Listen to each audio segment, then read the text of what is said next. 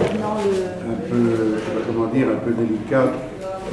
En attendant simplement qu'on s'installe, je voulais quand même vous signaler, vous savez, notre étude de Tanakh, de façon générale, de Megillat Esther, peut-être encore plus que partout ailleurs, vous avez probablement déjà remarqué que le Tanakh, c'est le livre fondamental de la Emouna d'Israël. Il y a énormément de livres qui s'occupent de ce qu'on appelle la pensée juive ou la foi d'Israël, même peut-être les livres de Moussar, le moral. Et puis, alors il y a le Kuzari qui est au centre de tous les livres évidemment. Il y a le Moré Nebuchim de Maïmonide, il y a énormément de livres, Baruch Hashem, il y a le Rav Kook, mais finalement tous sont d'abord et avant tout... Les Ashkenazim. Bien sûr. Tous sont d'abord et avant tout enracinés dans une étude très approfondie du Tanakh. Le Tanakh, c'est le livre de Emouna, numéro 1. Et c'est la raison pour laquelle, je crois, je ne crois pas me tromper en disant qu'à chaque cours, à chaque rencontre du dimanche, nous avons la possibilité d'approfondir un et parfois deux et parfois trois points de Emouna qui sont bien au-delà du récit de la Megillat Esther, comme on peut l'étudier par ailleurs, on doit l'étudier au niveau littéral, au niveau du pshat, avec quelques midrashim. Notre objectif dans l'étude du Tanakh en général, c'est justement d'y découvrir, d'essayer d'y découvrir des thèmes qui sont plus fondamentaux et importants au niveau de la Emouna. Et je vais vous donner un tout petit exemple de cela par rapport à la paracha d'hier. Alors, j'avance en cela un tout petit peu notre étude, puisque dans 2-3 versets, nous arriverons dans la Megillat Esther à cet échange, on verra, extrêmement délicat. Là, je saute un peu sur 2-3 versets qu'on va étudier après, mais on arrivera très bientôt à cet échange entre Mordechai et Esther. Merci. Entre Mordechai et Esther, et on voit que sur la marche à suivre, et on voit que dans un premier temps, en tout cas, il y a des divergences extrêmement importantes entre eux, entre Mordechai qui dit que, eh bien, le moment est venu de prouver qu'elle est arrivée à cet endroit pas par hasard, et que maintenant que les lettres, on va y revenir tout à l'heure, ont été signées, contresignées et envoyées dans les 127 provinces avec l'autorisation d'exterminer tous les juifs de toutes les provinces, et bien maintenant c'est le moment pour elle de montrer qu'elle n'est pas là par hasard et d'intervenir, d'intercéder auprès du roi. Et vous le savez, on le verra dans quelques temps, la réponse d'Esther dans un premier temps est plutôt, comment dire, froide, plutôt réservée. Elle dit, mais enfin tu sais bien, qu'est-ce que tu me demandes? Tu sais bien qu'on ne peut pas entrer dans les appartements du roi sans y avoir été invité, et que ça n'a pas de sens. Et donc de cela, et finalement elle va, on apprendra cela profondément, finalement, pour les raisons que nous apprendrons, elle va se rendre aux arguments de Mordechai, qui lui dit d'ailleurs, tu sais, Imacharesh Tacharishi, si tu te tais et tu ne fais rien du tout, Baretazot, en ce temps où justement c'est toi dont on a besoin, eh bien, donc premièrement, Revar Ve'atzala Yavo la Yudim Imakom Acher, il y aura la sauvegarde du peuple d'Israël viendra d'ailleurs, et on verra combien cette déclaration de Mordechai montre une émouna, mais à toute épreuve, parce que c'est envers et contre tout. Envers et contre tout. Et puis, Ve'atu bet avir tovedu, mais par contre, toi, continue-t-il à dire, toi, personnellement, individuellement, et de la maison de ton père, vous serez perdus. Et c'est de cela que je voulais juste parler en faisant référence à la paracha qu'on a lue hier. Vous allez me dire quel rapport. Vous allez voir, c'est un petit peu comme ça, mais je crois qu'il y a ici un principe de Emouna extrêmement important. Car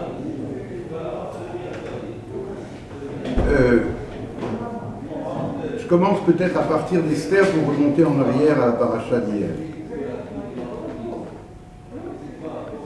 Le principe qui est ici sous-jacent, ça s'appelle Megalgelim Zechut al Yedei Zakai ou Megalgelim Chova al Yedei Chayav. On entraîne le mérite par celui qui est méritant et on amène le comment on dit le contraire, le non méritant, le démérite, le chova, le châtiment par celui qui est déméritant. De quoi s'agit-il? Alors, donc, par rapport à Esther, c'est donc tout à fait, c'est ça que lui dit finalement, Mordechai, qui a une émouna individuelle, collective, historique à toute épreuve, Rien dans la réalité des événements, on dit en hébreu, ne peut les balben auto, ne peut le faire changer d'avis. Ça veut dire, quelles que soient les conditions rationnelles qui, on y reviendra, enfin la situation est désespérée d'un certain point de vue, mais c'est pas, ça ne le fait pas bouger d'un millimètre, ni même nuancer sa foi absolue, et c'est la raison pour laquelle lorsqu'il dit Revar ve'atzala yavo la Yehudim imakom acher, il est en train de dire, tu sais, de toute façon, Dieu a décidé depuis bien longtemps que nous sommes son peuple. Et donc ça ne change rien, les événements comme ci, comme ça, les lettres, les Hashmid, la Harog ou la Bed, et Kol, Yehudim, Tav, Venashim, Beyom Echad, exterminer tout le monde en un seul jour, on y reviendra. Ça, c'est du vent. Mais, tu sais, Esther, ma reine, je te fais une tova. Je voudrais te rendre un grand service, d'être celle par qui la Géoula va venir. Finalement, c'est ça qu'il lui dit. C'est pas comme on dit d'abord en général dans le Pshat, que c'est un Mordechai suppliant Esther de bien vouloir, surtout qu'elle était etc. sa femme. Surtout qu'elle était sa femme. Et donc c'est presque le contraire. De toute façon, Dieu sait ce qu'il fait. Et de toute façon, il a confiance en nous et nous, on a confiance en lui. Et maintenant, est-ce que tu veux être, et c'est là le principe dans lequel je veux maintenant expliquer quelque temps, Megalgelim Zchut al Yedei Zakai. Tu veux être méritante, eh bien, Bevakasha, montre que c'est par toi que la délivrance d'Israël peut passer, et tu seras alors la plus méritante de toutes les générations des femmes d'Israël. Tu veux pas, eh bien, toi, tu auras raté, mais pour le peuple d'Israël, ça ne changera rien, ça viendra d'ailleurs. Voilà. Alors, d'où est-ce qu'on apprend ce principe très important dans la compréhension, je crois, de ce qu'on appelle la Hashgacha, la providence de Dieu dans le monde? Eh bien, il y a un texte qui n'est pas facile du tout, et c'est de là qu'on apprend ce principe-là dans le traité de Shabbat. Le texte parle de Ve'asita ma'ake legagecha. Vous savez comme moi qu'il y a une mitzvah, de Horaïta, une mitzvah positive, que lorsqu'on fait un toit, ou d'ailleurs une mirpesset, etc., eh bien, on doit faire un balcon, comment on dit, une barrière. Balcon, non? Un balcon, ça c'est quand c'est petit, mais quand c'est grand. Barrière. Barrière, il n'y a pas un autre mot? Non, bon. Parapet, oui, voilà, parapet. Oui. Or, la Torah nous dit, et c'est une mitzvah de Horaïta, la Torah nous dit Ki yipol hanofel mimenu. Si tu n'as pas fait cela, si quelqu'un viendra, faites bien attention, à tomber de là, alors c'est toi qui seras responsable. Mais comment est-ce que la Torah nous dit cela? Ki yipol hanofel. Nofel, c'est quel temps? Mauvais, c'est le temps présent. Nofel, c'est au présent. Alors la Gemara de Rabbi Ishmael demande, mais enfin on aurait dû dire qui yipol, Miché yipol, enfin ça doit être au futur. Si dans le futur quelqu'un va tomber, pourquoi dire ça au présent? Celui qui tombe, Et elle dit, de là on apprend que, C'est une certitude. que celui qui est tombé et qui en est mort, Bar Minan, il devait mourir depuis toujours. Oui, c'est vrai. Ne posez pas de questions. Je savais pourquoi j'ai décidé de vous parler de ça. Eh bien, il devait mourir. Dieu avait décidé depuis toujours qu'il devait mourir. Mais pourquoi il est mort justement chez toi, dans cette maison-là, de cette façon-là? Ça, c'est ta faute à toi. Megalgelim, Chova al-Yedei Chayav. Toi, tu as démérité, toi, tu as... Alors, c'est à cause de toi que c'est chez toi qu'il est mort. C'est pas qu'il est Nofel, ça veut dire quoi au présent? Ça veut dire que de tout temps, il devait mourir. C'est au présent. C'est pas que à cause du migré, à cause du, comment on dit, du hasard, enfin, qui a fait, qui s'est trouvé chez toi. Vous comprenez simplement d'abord la logique profonde qui est derrière cela. Si on ne dit pas comme ça veut dire que c'est par hasard. Le bonhomme, il est mort par hasard. Pour moi, c'est par hasard, en hébreu, je parle. Mais voilà, qu'est-ce qu'on peut faire? Il n'avait pas mis un parapet à son nain, et le pauvre, il est, alors qu'il est pauvre, ça on est d'accord, mais de tout temps, il était Chayav Mita, Minashamay. Il y a toutes sortes. On l'étudie, cette loi, on l'étudie. Oui. Je l'ai déjà étudié avec mon fils. Voilà. Alors, c'est le principe de Megalgelim Chova al Yedei Chayav. On entraîne comment dire Chova, la culpabilité peut-être par celui qui est coupable. Hein? Et si tu n'avais pas fait cette faute-là de ne pas faire un parapet, un maaké sur ton toit, eh bien, ça ne serait pas arrivé à toi. À lui, ça lui serait arrivé d'une autre façon. C'est ça, Hanofel. Je sais que certaines personnes hésitent justement à transmettre des mauvaises nouvelles parce qu'ils ne veulent pas être... Ah, voilà, les chaliards. Quel rapport? Expliquez-moi. Oui, ils ne veulent pas être chaliards d'une mauvaise nouvelle. Mais en quoi c'est lié avec ce qu'on vient de dire? Pourquoi transmettre une mauvaise nouvelle, c'est... je ne comprends pas le rapport. C'est l'honnête. Voilà. Non, mais c'est un autre sujet, non? C'est lié avec le sujet qu'on étudie? Non, c'est Pour pas le lié. pape. Non. Je ne sais pas, je vous demande. Moi, je ne vois pas le rapport. Moi, je sais pas. On est en train de dire, d'expliquer le principe suivant. C'est un principe de Emouna extrêmement fort, extrêmement virulent même, que rien n'est par hasard. Mais quel rapport avec rien, j'explique encore une fois, rien n'est par hasard, ça veut dire que si ce bonhomme-là, il est mort chez toi, dans ces conditions-là, évidemment, on ne parle pas de quelqu'un qui s'occupait de quelqu'un attentivement et puis malheureusement, mais dans ces conditions-là, si, c'est pas par hasard. Tu as ta part de responsabilité par le fait que tu n'as pas fait le maaké. Maintenant, lui, de son point de vue à lui, il devait mourir d'une façon ou d'une autre. Et la question simplement, c'est pourquoi de cette façon-là. On dit, Megalgelim Chova al-Yedei Chayav. Qui c'est Chayav? C'est le gars qui n'a pas fait le maaké. Maintenant, ce que vous dites là, je sais pas, il faut réfléchir, mais je ne vois pas de rapport avec ce qu'on est en train d'étudier. Il y a une autre Transmettre les mauvaises nouvelles, vous savez que c'est parfois une mitzvah. Ça veut dire si véritablement, évidemment c'est jamais agréable, mais si c'est quelqu'un qui peut, enfin je dis ça sans avoir réfléchi à la chose, mais peut-être un petit peu d'expérience malheureusement, si c'est quelqu'un dont on sait que c'est peut-être la seule personne ou presque qui, s'il va dire cette mauvaise nouvelle, ça sera terrible, mais pas trop. Alors que si c'est n'importe qui d'autre, ce sera insupportable. Alors il doit le faire. J'ai en tête tout à coup, en réfléchissant, l'exemple de Rabbi Akiva. Je vous rappelle que dans la Gemara de Baba Metzia, il y a cet exemple-là, qu'il y avait un grand personnage, comme son nom l'indique, qui s'appelle Rabbi Eliezer Agadol. Et ce Rabbi Eliezer Agadol était tellement grand en Torah, mais, comment on dit, irascible, je ne sais pas comment on dit ça, du côté de Midat Hadin.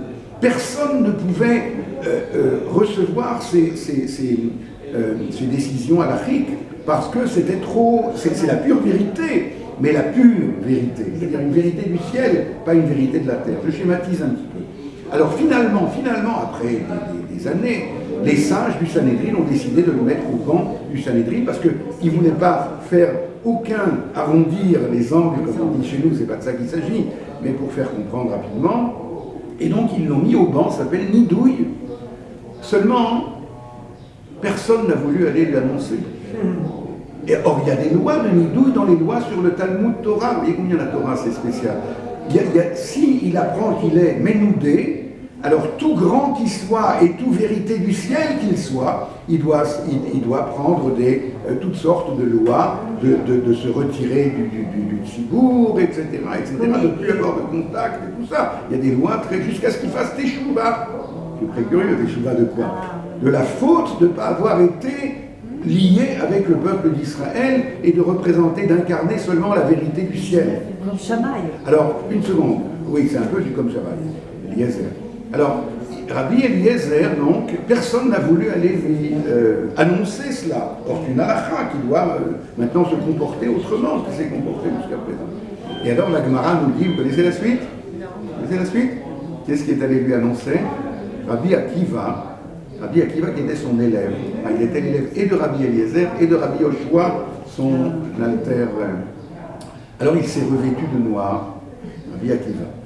Et il est allé là-bas et il s'est tenu devant Rabbi Eliezer et il s'est tu. Alors Rabbi Eliezer lui a demandé et il a compris. Alors il lui a dit, comme il avait compris, alors il lui a dit Kimdoumani shebedeli mimcha chachmei Israël. Regardez quelle délicatesse. Il me semble bien, dit Rabbi Akiva, que les sages d'Israël se sont retirés de toi. Pas que toi, se sont retirés de toi. Alors il a compris, et ça a été terrible, enfin, mais je dis ça parce que c'est un exemple qui m'est venu en tête quand vous avez... Il y a parfois, allez-nous, il y a parfois, il n'y a pas d'autre personne que moi qui peut annoncer cette mauvaise nouvelle pour que ça soit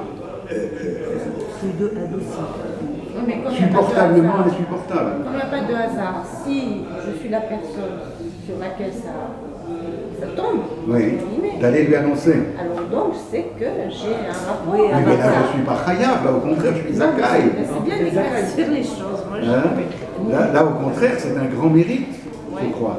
Mais il y a des histoires comme ça dans le Talmud où, quand on tue quelqu'un, c'est parce que lui, il le méritait, il devait mourir comme ça. C'est de ça qu'on parle. Il y a beaucoup d'histoires. Alors, qu'est-ce que tout cela, ça a à voir avec la paracha de hier? Bon, c'est un petit peu comme ça. Hein. Aujourd'hui, je vous fais un petit tioul, comme ça, une petite excursion tanachique. En quoi c'est lié avec la paracha? Hier, on a parlé de Pessar Sheni. Oui. La mitzvah de Pessar Sheni est une mitzvah qui n'a pas son pareil. Pourquoi? C'est le seul fait. Exactement. Car, mais regardez bien le principe, donc j'explique de quoi il s'agit. Il y a marqué dans le livre de Bamidbar que tous ceux qui, pour le premier Pessah du désert, après ils n'ont plus fait Pessah après, la première année, alors ils ont fait Pessah le 14 Nissan, évidemment, au moment où ils sont sortis, et puis un mois plus tard, on est en train de parler de la deuxième année, la deuxième année, et donc ils ont fait Pessah le 14 Nissan, et puis il y avait des gens qui étaient soit éloignés, en l'occurrence, mais émettent. Éloignés, c'est pour après.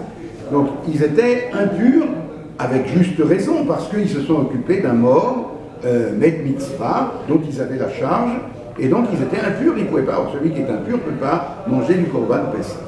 Alors ils sont venus chez Moshe, et ils lui ont dit, mais pour l'Amanigara, pourquoi est-ce qu'on doit être privé de la mitzvah? Pénalisé. Petite parenthèse d'ailleurs, petite parenthèse. Lorsque j'ai eu ma première fille, mon aînée, j'étais très content d'avoir une fille, ne croyez pas. Non, je dis ça parce que pour la suite. Mais j'étais très déçu d'une chose, de ne pas avoir la mitzvah de Pidyon Aben. C'est ça qui m'a... Et je suis allé voir mon rabbin à l'époque, et je lui ai dit, est-ce que je peux faire quelque chose, c'est-à-dire à la place ou... Alors il a rigolé, il m'a dit, Ata patour, tu es dispensé, tu comprends pas? Eh bien, eux, ils n'ont pas compris apparemment qu'ils sont dispensés, disent les commentateurs. Il y a ici quelque chose de très curieux, car ils étaient dispensés, bien entendu. Ils étaient à bon escient, ils se sont rendus impurs pour pouvoir s'occuper du Met Mitzvah, il n'y avait pas de problème. Et donc, ils n'ont pas pu consommer, ben voilà, ils sont dispensés. Eh bien, ils sont allés chez Moshe, qui bien entendu connaissait la réponse que je viens de donner. Celui qui est patour, il est patour. Et pourtant, il a dit, quand il a vu leur empressement à faire la mitzvah, alors il a dit, attendez, Indou ve'eshmea, je vais écouter ce que Dieu me dit. Il a un ava de Moshe qui connaît la réponse et qui dit, je vais entendre ce que le maître dit. Eh bien, le maître, il a dit autre chose pour une fois, la seule fois d'ailleurs. Il a dit, il n'y a pas de problème, celui qui est tamé ou Bederech Rechoka et tout, un mois plus tard, le 15 Iyar, eh bien, Al-Matzot ou Mrorim, etc., il mangera le Korban Pessah, comme vous savez, tout ça. Et la question, c'est pourquoi, est-ce que finalement, comment poser la question? Finalement, Dieu, si je peux me permettre de poser la question comme ça, il voulait qu'il y ait Pessah Sheni ou il ne voulait pas? Ou c'est parce qu'eux, ils ont demandé? Vous comprenez la question? Ça veut dire, est-ce qu'a priori, les Khatrila, il y avait une mitzvah de Pessah Sheni, ou est-ce que c'est a posteriori qu'ils ont demandé et il a vu qu'ils étaient tellement empressés, tellement amoureux de la mitzvah? Moi, je crois que c'est la deuxième. Parce que c'est une grande mitzvah de faire Pessah. Attendez. Je crois que Pessah, il y a c'est spécial. C'est qu'il y a un passage qui est obligatoire, que sinon on est un peu pas dans le peuple, pas dans le. Et ça, il ne fait pas.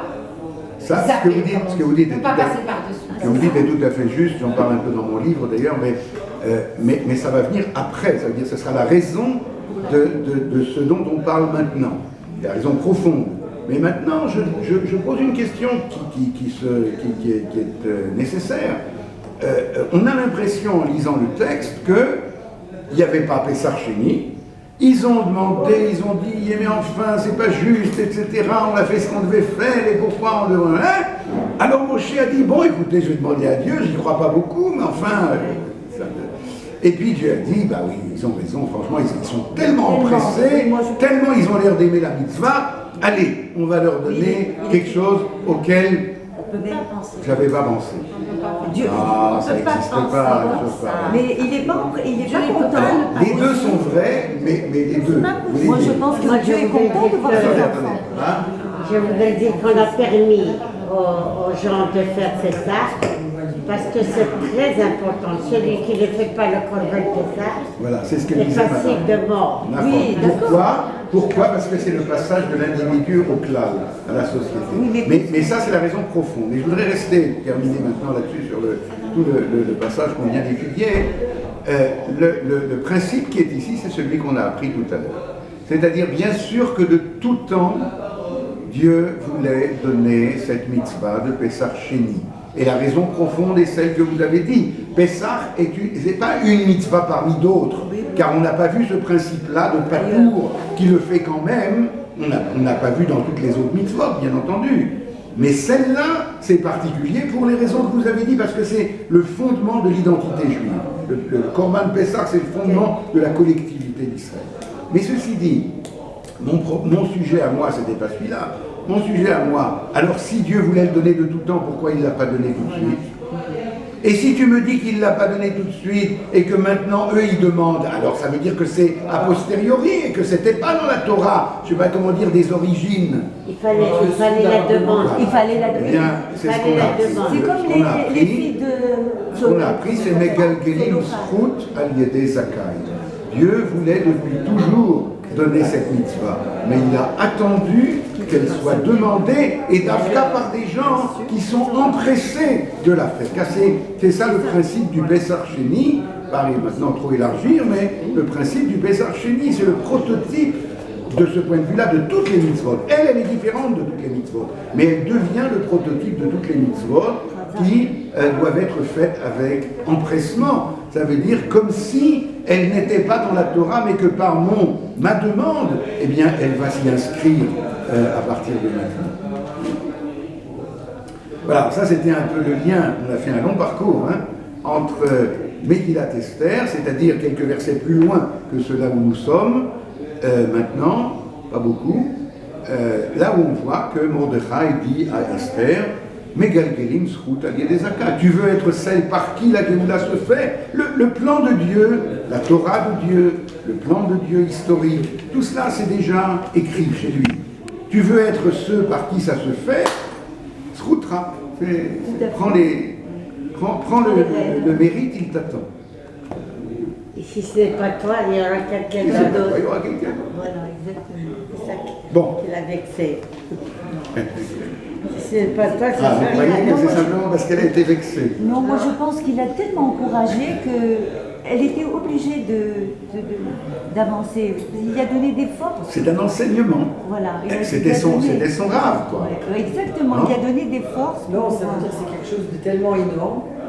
On voit encore plus comment elle s'abandonne elle-même pour le Ham Israël. Non, s'il y Parce que avait c'est pas bien beau de dire le ça. srout allié comment on dit, cette phrase en hébreu, c'est Les Galguélim Srout, Aliédé Zakal. Attendez, je n'ai pas c'est compris. bien beau de dire créer ta srout Zeyé Bujviler. Oui. Mais d'un autre côté, elle perd toute sa vie. C'est ça. Alors c'est bien beau de dire maintenant on est là en train de voir des centaines d'années d'après, quand la Kavod elle a pris le srout, elle a vu le Ham Israël, mais Tachles Yom Yom, C'est pour ça qu'il a. Elle l'a payé toute sa vie. elle a payé toute sa vie. Non, pas seulement toute sa vie, aussi le Olamaba. Mais on verra, c'est pas tout à fait. Bon, elle l'a payé, on l'a pas. Non, mais ça, Elle a gagné. Puisqu'elle était chétiche et qu'elle était Elle était- Beratson. Alors en plus. Vous me donnez de Mais c'est pas tout à l'ordre. fait. כן, comme ça. אבל בבית דין של מעלה יש להם חוקים שלהם. Comment? Hein? בבית דין של מעלה יש להם בוודאי, חוקים זה שלהם. שאלה. ואנחנו- En faisant Non, d'accord, C'est pas comme ça, ça c'est juste pour Nous, la ce qu'on question. peut voir, c'est à notre niveau à nous. Ouais. Alors, je sais pas, nous, en tant que. Justement, elle va nous faire voir les choses autrement. בניגוד לספר. Ça, mais ça, c'est pas encore notre sujet. Moi je trouve qu'il a encouragé. Quoi? Non, parce que, attendez, même à notre niveau, on ne peut pas envisager qu'elle paye ça dans le haut là-bas. Nahon, C'est pas possible. Nahon, Nahon. Mais est-ce qu'elle savait déjà la suite? Elle ne pouvait pas le savoir. Qu'elle allait retourner voir le. Est-ce qu'elle savait déjà qu'elle paierait toute sa vie Mais c'est cette ça qu'il lui mise? demande. Il lui demande que jusqu'à présent, Maintenant. tu étais forcé, Maintenant, maintenant c'est tu es raison. consentante. C'est toute Vous l'histoire. n'avez pas pensé à ça? C'était une loi, il fallait se demander. C'est que je dis. Vous n'avez pas pensé à ça? C'est ça que je dis. Oui, mais avec ça, elle a eu un fils ou un petit-fils qui était. Et là, Oui, mais elle a pas Ariabès, savoir ça. que lui, il a encouragé Oui, le retour des oui, mais elle le sait pas tout ça. C'est des rabbins. Je vous ai déjà J'ai le mal posé à une fois la raconter, question. ça n'est pas sa volonté. Et Si ça, lui, il n'a pas dit ça, est-ce que c'est une question parce que- que. non, mais on n'en est pas encore là. J'ai fait une bêtise de sauter. Pourquoi il n'a pas demandé demandé la permission aussi? Franchement, avant de lui dire ça, c'était pas tellement compliqué de donner un guet. Attendez, je comprends pas, moi. Franchement. Ok, alors, on arrivera là-bas. il y avait beaucoup de ktubot Pour à l'instant, l'époque. on est revenu en arrière. Non, mais là, Il y avait ça là, c'est barreau, précis, c'est barreau. avant d'envoyer sa femme dans une. Plein de ktubot avec le Tnaï. Surtout, et c'est pour ça qu'elle c'est hésitait. pareil. C'est pour ça qu'elle hésitait d'y aller. Non, parce qu'au moins, elle peut pas Parce que- rester à ma base, sinon elle le guette. Il y a cette possibilité. C'est ce que faisaient les soldats de David avant d'aller en guerre. Ils allaient en guerre à Tnaï, à condition. Bah là, c'était même plus tenaille. Hein. Là, c'est encore plus. Là, dans cette situation-là. Tov, donc on a beaucoup à étudier encore. On continue l'année prochaine. Et, Non, je sais pas. non, mais c'est très clair, vos questions sont des bonnes questions. Ce n'était pas le sujet pour l'instant. Hein. J'ai sauté un petit peu là-bas, simplement pour apprendre ce principe-là, parce qu'on avait la paracha de hier. Mais c'est un principe. Et si vous réfléchissez, c'est un principe émouni extrêmement important. Ça veut dire, comment on dit, ça neutralise peut-être, allez, sans exagérer, 50% des questions sur hasard, pas hasard, etc. Et c'est très important parce que c'est ça notre ennemi le plus important, c'est que les choses se font par hasard. Alors, on revient maintenant à notre feuille numéro 8, n'est-ce pas? Vous avez, pardon, numéro 9. Numéro 9. Et je voudrais reprendre donc les versets qui nous occupent. Vous avez en même temps le texte. Alors, on va prendre donc à la fin du chapitre 3, c'est là qu'on était. Ce dont j'ai parlé, c'est déjà dans le chapitre 4. On a appris donc la dernière fois que les Sofrei Amelech, vous vous rappelez, ce qu'on appelle les premières igrotes, les premières lettres ont été envoyées partout, les Achashdar Pene Amelech, etc. Tout à coup, tout le monde se met à courir, jusqu'à présent c'était un petit peu lent, maintenant les choses se précipitent, malheureusement. Et puis on arrive au verset Yud Gimel, verset 13, chapitre 3, verset Yud Gimel. Venishloach sefarim beyad haratzim. Par les coursiers, on a envoyé les lettres El Kol Medinot Amelech, à toutes les provinces du roi, les Hashmid, l'Arog, Ul Abed, Et Kol, Ayudim, Mina'a, Ve'ad Zaken, Ta Venashim, Beyom Echad. Avec ça, on a couvert tout l'éventail, n'est-ce pas, de exterminer, tuer, anéantir tous les juifs, du plus jeune au plus vieux, enfants et femmes, Beyom Echad, en un seul jour. L'expression Beyom Echad, très rapidement, je voudrais quand même en dire 2 mots. Excusez-moi, on n'a pas entendu chapitre et verset. Vous n'avez pas entendu? Chapitre et verset. Chapitre 3, verset 13, Yud Gimel. Il est vraiment capable, ce Aban. Toutes les provinces en un seul jour. C'est vraiment une organisation. Non, c'est une très bonne remarque. Et donc, on va voir qu'est-ce qu'il avait en tête en disant ça, tout à fait. Il avait en tête, je vous dis tout de suite, on verra dans la suite, il avait en tête que tous les goïms des provinces vont faire des pogroms sur le peuple d'Israël. Ils vont avoir le droit de les exterminer. C'est ça qu'il a en tête. C'est pas qu'on va envoyer nos soldats partout, ça n'est pas possible. Il n'y a pas besoin. Le peuple, il suffit de lui dire qu'ils ont le droit. Ouchlalam la base, ils savent très bien qu'ils vont prendre la maison du juif voisin, etc. Bon, alors, simplement un mot à propos de Beyom Echad, qui n'est pas une expression courante. Eh bien, on la trouve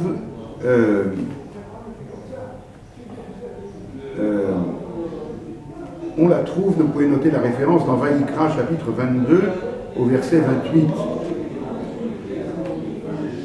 Là-bas, c'est dit à propos d'une interdiction qui est faite aux Juifs, évidemment, Veshor ose, Oto ve'ed beno, lotishratu beyom echad. Ah oui. Un bœuf et un veau. C'est un agneau. Lui et son fils, donc c'est pas un agneau, c'est une brebis quoi. Un bœuf, il y a un gros bétail ou un petit bétail. Shor ose. Oto ve'ed beno. Donc la mère, le père et le fils, l'otishratu b'yom echad, ne les égorgez pas le même jour. Une interdiction de la Torah. Pourquoi c'est l'interdiction d'après vous? Parce que ça fait pitié à la mère quand... Bon, dans le pshat, effectivement, parce que... Comment ça? La mère, elle ne le voit pas forcément. On peut faire ça dans 2 endroits différents. Mais c'est donc pas pour la mère, c'est pour nous. Ça veut dire, si moi je m'habitue à tuer le même jour la mère et le fils, enfin, alors c'est Midat Arzariou, c'est faire fi de la cruauté mentale, de la cruauté. Féroce, c'est féroce. C'est-à-dire, c'est des animaux. Enfin, il faut bien réfléchir, parce que c'est pour ça que je ne vais pas rentrer là-dedans trop, mais les commentateurs s'interrogent malgré tout. Parce que finalement, quelle différence y a-t-il si je ne les fais pas en même temps, au même endroit? Quelle différence y a-t-il entre tuer la mère et le fils, ou bien tuer la mère et une autre mère, ou je ne sais pas quoi? Mais il y a quelque chose qui est de l'ordre de la psychologie comportementale, qui fait que c'est apprendre la cruauté. Et la Torah, dans toutes sortes de mitzvot, surtout les mitzvot négatives d'ailleurs, nous apprend à éloigner de nous la cruauté. Par exemple, dans le Shiloh Haken. Bien que Shiloh Haken, il y en a qui expliquent dans un sens et il y en a qui expliquent dans l'autre. Il y en a qui disent c'est à cause, donc c'est l'afriach, faire partir la mère avant de prendre les bêtises. Alors il y en a qui disent c'est la même chose, c'est pour ne pas apprendre la cruauté. Il y en a qui disent c'est exactement le contraire, étant donné que nous savons que Rachama val kol ma'asav par rapport à Dieu, étant donné que sa miséricorde est sur toute créature, on serait tenté de dire qu'il est seulement miséricorde. Alors il nous a donné une mitzvah qui est un tout petit peu cruelle, c'est pas cruel, mais enfin un tout petit peu pour qu'on sache que lui, il n'est pas seulement Rachamim, mais que quand il faut, il sait aussi être Midatadin. C'est aussi une autre explication qu'on trouve là. Donc, par exemple, le fait de couvrir le sang d'un animal dont on fait la shrita, et les commentateurs nous disent qu'effectivement, couvrir le sang, c'est pour cela. C'est pour montrer qu'il y a une espèce de boucha, de honte à devoir égorger un animal pour le manger. Il y a une histoire. Vous savez très bien que le Rav Kook a écrit un petit fascicule qui s'appelle Chazon Hatsimchonut Ve'Shalom, la vision du végétarien, d'un monde végétarien et en paix. Alors évidemment, il y a des gens qui sont très heureux de prendre ça, au point du jour et au pied de la lettre, et de dire, alors non, bien sûr, le Rav Kook a expliqué, ça c'est pour Chazon, les Hatid Lavo. Viendra un temps où, comme à l'époque de Noach, où on ne mangeait pas de viande. Alors, parce que c'est vrai, explique-t-il là-bas longuement, que quelque part il y a une boucha, j'essaie de trouver un mot qui soit soft un petit peu, une indélicatesse à égorger un animal pour le manger. C'est encore une fois, c'est permis, enfin, cachère, etc., pas trop, mais il y a quand même. Petit à petit, explique-t-il longuement, l'homme juif, l'homme Israël, va affiner ses midotes, ses sentiments, ses réflexions, de telle façon qu'il arrivera de lui-même à ce niveau-là où ça lui deviendra insupportable. Vous savez très bien que le Rav Aviner est végétarien, n'est-ce pas? Bon, et bien si vous dites non, vous avez aussi raison.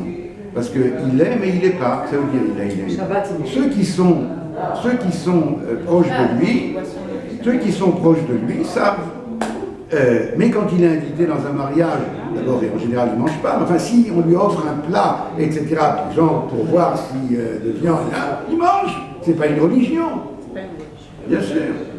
Mais il y a des gens qui ont une adinut nefesh, comme on dit, qui sont arrivés à un tel degré de délicatesse de midot, et dans tous les domaines évidemment, qu'ils sont déjà en direction du chazon du Rav Kook.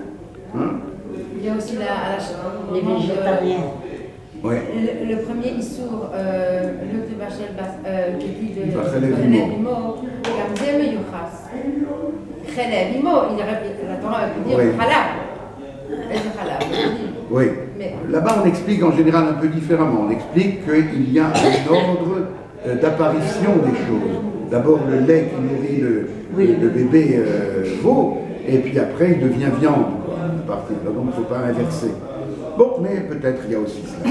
En tout cas, je disais ça parce que c'est dans un autre livre du Rav Kook aussi, qui s'appelle Talele Orot, un livre très important dans lequel il donne des directions de Ta'ameh à mitzvot, du sens des mitzvot, sens profond des mitzvot. Et là-bas, il reprend et développe ce que je viens de dire maintenant à propos de cette mitzvah de Kisou Yadam, de recouvrir le sang d'un animal égorgé. Et il explique ce que nous allons dire beaucoup plus largement, que c'est pour que nous nous éduquions nous-mêmes à la honte de verser le sang d'un animal pour le consommer.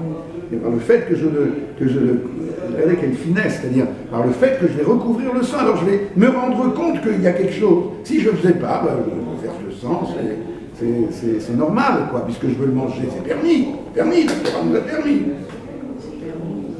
Il y a une histoire comme ça d'un rave. C'est même recommandé les jours de fête, quoi. De manger de la viande. Puisque c'est... Pour l'instant. Oui, vous avez raison. Oui, il y a un rave qui a fait passer un message qu'il ne fallait pas oublier qu'un repas de fête, c'était Bassar. Pour Shavuot, parce qu'à Shavuot, ça, moi, je ne sais pas d'où ça vient. J'ai trouvé des sources très claires là, sur le minhag ashkenaz, d'ailleurs, essentiellement, de manger du lait, des choses laitières. Là-bas, il y a marqué qu'on doit manger du lait avant la viande. Oui, il y a plein, toutes les yeshivot, elles font ça. Hein? Les yeshivot, elles font ça.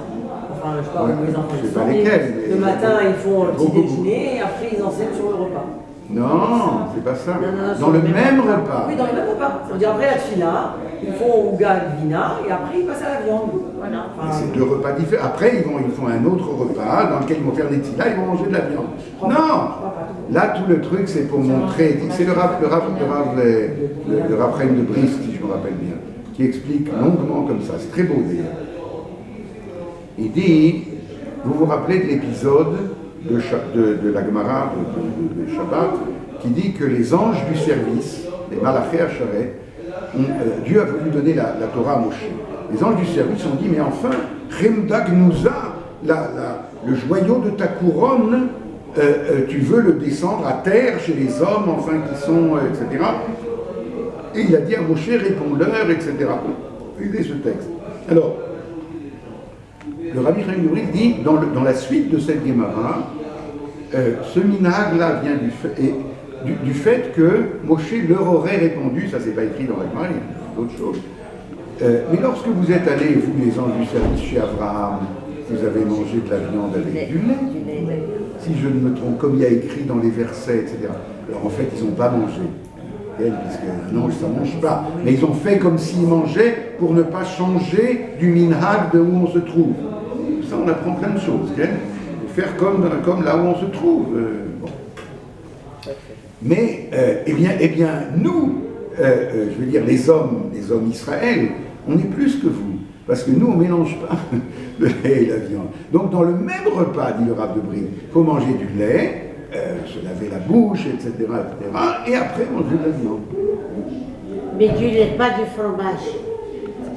Voilà. Ah non, vous avez une bonne... Non, mais le fromage dont vous parlez, il n'y en a plus. Le fromage, non. il faut faire la même chose que pour la viande. Non, ça c'était le fromage de l'époque des sages, de l'époque du Talmud, où il fallait attendre 6 heures, le fromage dur. Oui. Le fromage dur. Aujourd'hui, les fromages, ils sont relatés. Mais Abraham mangeait la viande avec le lait? Qui? Abraham. Non, les anges. Non, mais pourquoi il leur a donné pourquoi il leur a donné? Ah oui, alors effectivement, un dit parce que la Torah n'avait pas encore été donnée. Lui, il prenait sur lui en tant que Khumra de faire toute la Torah avant qu'elle ne soit donnée, et pas pour les autres. C'est surprenant. Donc, on est allé assez loin aujourd'hui. Et donc, tout cela pour dire que Beyom Echad, l'expression Beyom Echad, pourquoi j'ai amené tout ça? L'expression Beyom Echad vient montrer un principe de cruauté. Et donc, cette même expression qui est très rare dans le Tanakh, vient ici chez Haman, où il va sortir des édits, des déclarations, les Hashmi, là, au Goulabed, et Kolayulimina, Avadzagen, Tavenashim, Beyom Echad. Et il y a ici une allusion à cette espèce de haine viscérale qui fait qu'on veut en terminer en un jour avec une cruauté énorme. Eh bien, tout cela se retrouve dans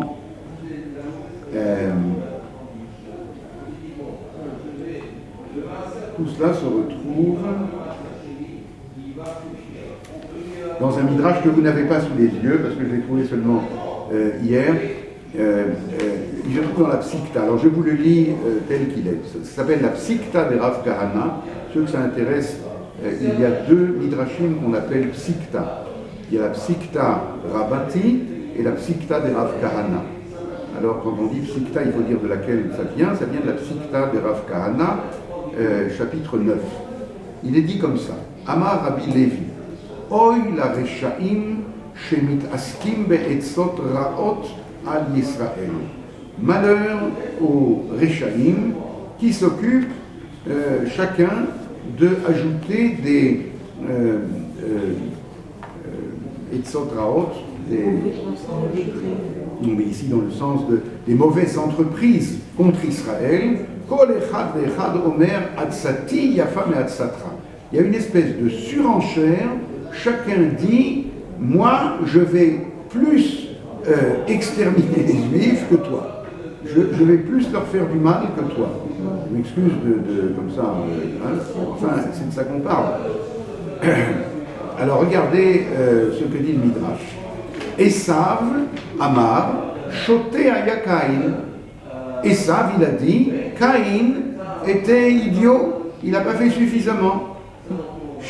She'arag et achiv bechaye aviv, car il a tué son frère dans du vivant de son père. Et alors, Velo aya yodea she'aviv paré verave, que son père peut encore avoir des enfants. Ça va?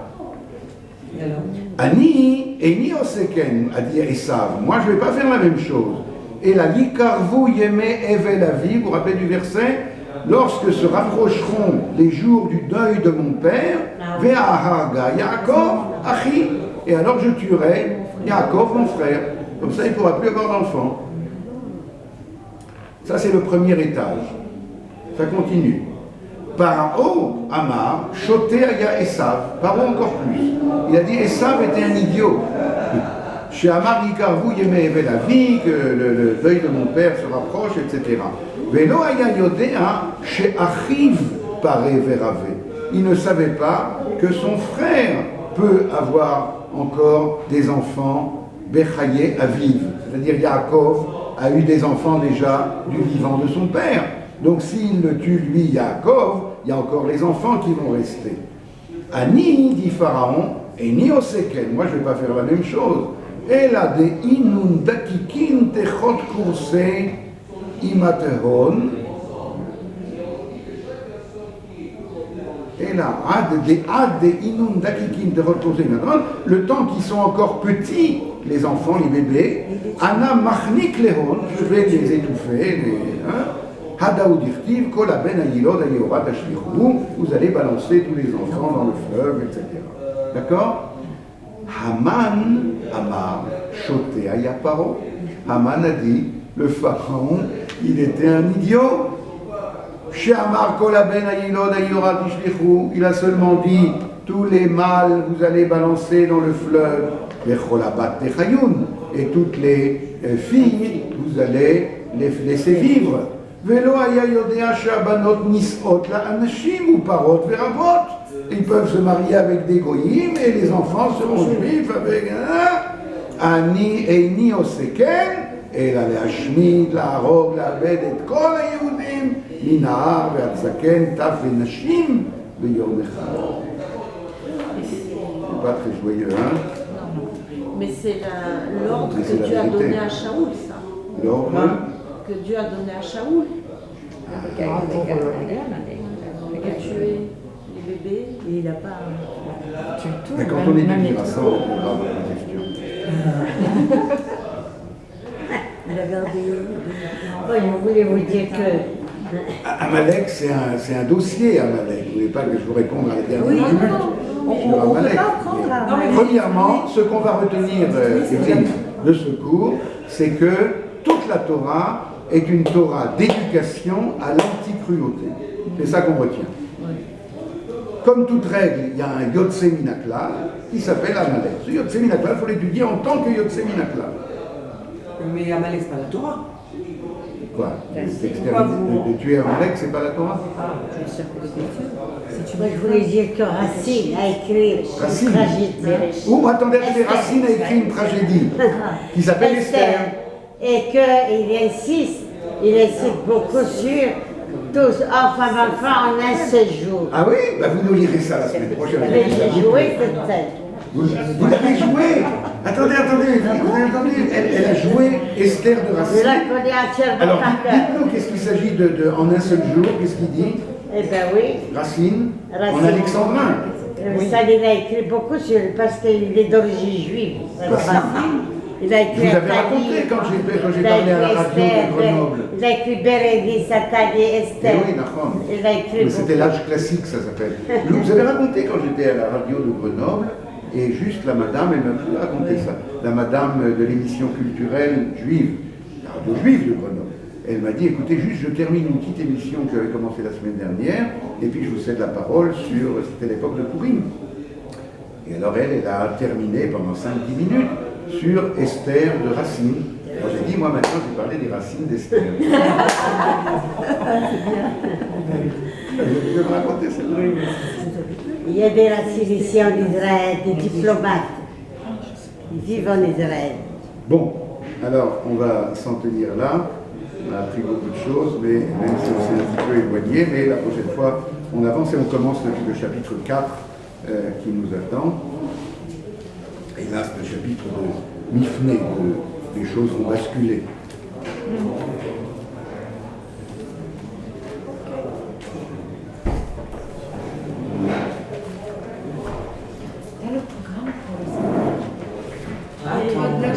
Déjà, t'as la date. J'ai la moitié. C'est quel jour? C'est quel jour? 19 L'été, l'été, il y a... Il y a un séminaire. Là, on étudie jusqu'à quand? Au 28.